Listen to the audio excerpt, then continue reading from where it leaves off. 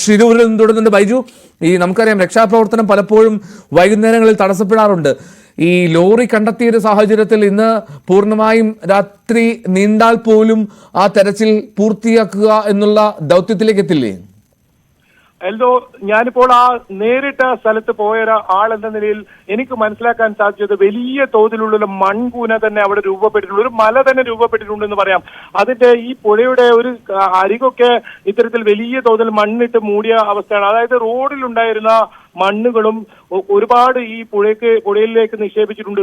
അത് ഈ ലക്ഷ്മൺ എന്ന് പറയുന്ന മണ്ണിനടിയിൽ മരിച്ചുപോയ ആ അദ്ദേഹത്തിന്റെ കടയുടെ മുകളിലേക്ക് അത്തരത്തിൽ മണ്ണുകൾ പതിച്ചിട്ടുണ്ട്, കല്ലുകൾ പതിച്ചിട്ടുണ്ട്.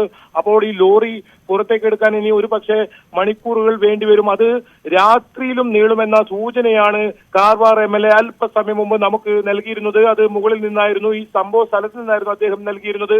അപ്പോഴും അദ്ദേഹം അത് ഈ ലോറി സ്ഥിരീകരിക്കാൻ അദ്ദേഹം തയ്യാറായിരുന്നില്ല. ഒരു നല്ല വാർത്ത എന്നാണ് പറഞ്ഞിരുന്നത്. 2 മണിക്ക് തന്നെ നമ്മൾ ആ വിവരം പുറത്തുവിടുന്നു.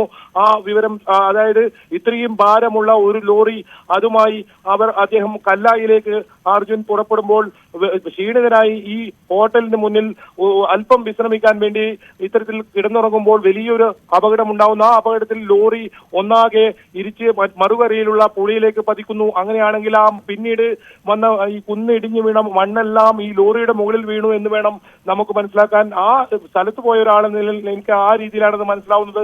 ഏത് രീതിയിലാണ് ഇപ്പോൾ ലോറി ഉള്ളത്, തല കീഴായി മറിഞ്ഞാണോ, അത് മനസ്സിലാക്കാൻ കഴിഞ്ഞിട്ടില്ല. അതിനെ തൊട്ട് സമീപത്തേക്ക് നമ്മളെ കടത്തിവിട്ടിരുന്നില്ല. പക്ഷെ ആ സമയത്തും അതിശക്തമായ മഴയായിരുന്നു. മഴയെ വകവയ്ക്കാതെ വലിയ തോതിൽ എല്ലാ യന്ത്രങ്ങളും, എല്ലാ JCBയും, നേരത്തെ കൊണ്ടുവന്ന ബൂം മെഷീൻ ഉൾപ്പെടെ എല്ലാം ഒരേ കേന്ദ്രത്തിൽ തന്നെ പരിശോധന നടത്തുന്നു.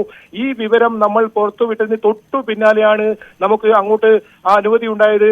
ആ അനുമതിയിൽ ആദ്യം ന്യൂസ് 18 അവിടെ എത്തുന്നതും ആ ദൃശ്യം പ്രേക്ഷകർക്ക് എത്തിക്കുന്നതും. എന്തായാലും കൃത്യമായ വിവരം നമ്മൾ ആ ലോറി കണ്ടെത്തിയെന്ന വിവരം ഏതായാലും ഈ പോലീസ് സ്റ്റേഷനിൽ വന്ന പരാതിയിൽ ഏതെങ്കിലും ട്രക്ക് അപകടത്തിൽപ്പെട്ടതായി നിലവിൽ അത്തരത്തിൽ പരാതികളില്ല. ഇനി ഒരാളെ കൂടി കണ്ടെത്താനുണ്ട്. ശരവണനാണത്. നേരത്തെ നമ്മൾ രാവിലെ മുതൽ അദ്ദേഹത്തിന്റെ കുടുംബത്തിന്റെ വാർത്ത നമ്മൾ കാണിക്കുന്നുണ്ട്. അദ്ദേഹം സഞ്ചരിച്ചിരുന്നത് ഒരു ടാങ്കർ ലോറിയാണ്. ആ ലോറിക്ക് ചെറിയ കേടുപാട് പറ്റിയെങ്കിലും ആ ലോറി അവിടെ തന്നെ ഉണ്ടായിരുന്നു. ആ ലോറി പിന്നീട് അവിടെ നിന്ന് മാറ്റുന്ന സാഹചര്യമാണ് ഉണ്ടായത്. നിലവിൽ ഒരു ട്രക്ക്, അർജുൻ സഞ്ചരിച്ച ട്രക്കാണ് ഇത്തരത്തിൽ അപകടത്തിൽപ്പെട്ടതെന്ന പരാതിയാണ് മിസ്സിംഗ് കേസിന് ഇപ്പോൾ കേസ് രജിസ്റ്റർ ചെയ്തിരിക്കുന്നതും. അങ്ങനെയെങ്കിൽ അത് അർജുന്റെ തന്നെ മറ്റൊരു സംശയത്തിന് ഇടയില്ല. എന്തായാലും റവന്യൂ മന്ത്രി അല്ലെങ്കിൽ സൈന്യം ഉടൻ തന്നെ ഇതിനൊരു കൃത്യമായ സ്ഥിരീകരണം തരും. അപ്പോഴും നമ്മൾ നൽകിയ ആ വാർത്തയിൽ നമ്മൾ ഉറച്ചു നിൽക്കുന്നു. നമ്മൾ 9ാം നാളിൽ അർജുനെ കണ്ടെത്തിയിരിക്കുന്നു, അർജുന്റെ വാഹനത്തിനെ കണ്ടെത്തിയിരിക്കുന്നു. ഇനി അർജുനെ കണ്ടെത്തേണ്ടതുണ്ട്. ആ വാഹനത്തിനകത്ത് അർജുൻ ഏത് നിലയിലായിരിക്കും, ഏത് അവസ്ഥയിലായിരിക്കും എന്നതും വലിയ ആശങ്കയുണ്ട്.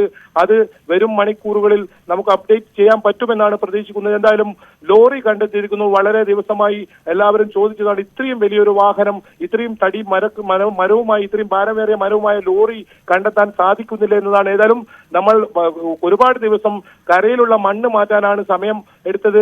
ഏതായാലും ഈ പുഴയിലുള്ള തിരച്ചിലും കരയിലുള്ള തിരച്ചിലും ഒരേ സമയത്ത് നടത്തണമെന്ന ആവശ്യം നേരത്തെ ഉണ്ടായിരുന്നു. പക്ഷേ അത്രത്തോളം മെൻ പവർ അവിടെ ഉണ്ടായിരുന്നില്ല. ഫയർഫോഴ്സും പോലീസും അതുപോലെ തന്നെ സൈന്യം ഏറ്റവും ഒടുവിൽ അവസാന നിമിഷത്തിലാണ് സൈന്യം എത്തിയത്. സൈന്യം എത്തിയതോടുകൂടിയാണ് ഇതിന്റെ ഒരു വേഗത വർദ്ധിച്ചതെന്ന് പറയണം.